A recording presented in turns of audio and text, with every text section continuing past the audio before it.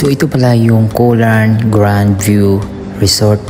Grabe ang ganda mga macho. So nag-overnight ako ng 1 night kasi overnight nga.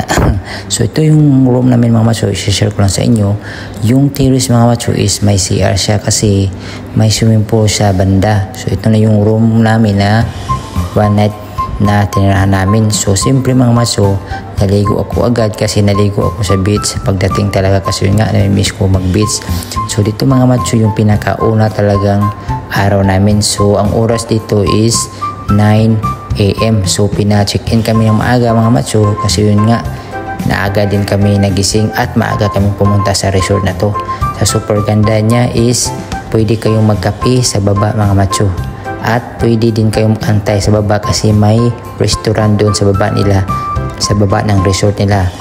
So yun nga mga macho, no, gusto ko lang i-share sa inyo yung experience dito sa Colarn Grand View. So pero bago to siya mga macho, alam ko bago to na resort kasi yun nga yung daan pa lang na pinuntahan namin is hindi pa siya masyadong tapos.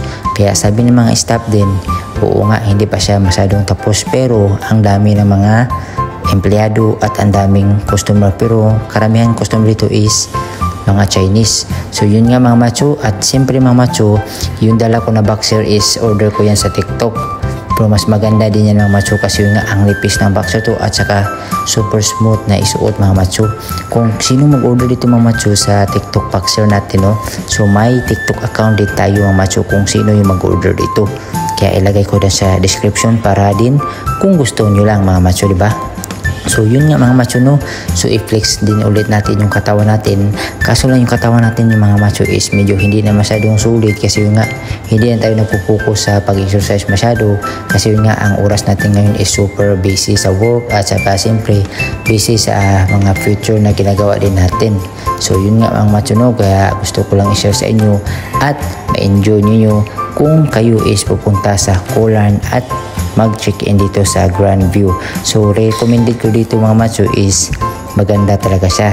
Yung pag ano pa lang nyo, pagkakita nyo pa lang yung kulay dilaw na restaurant, yun solid talaga mga macho. Tsaka yung pagkain dito mga macho is hindi siya masyadong mahal. At saka yung mga drinks dito is pagdating nyo is may welcome drink din sila mga macho. Kaya yun nga. So hope na ma-enjoy mga macho at keep safe sa lahat. Babus!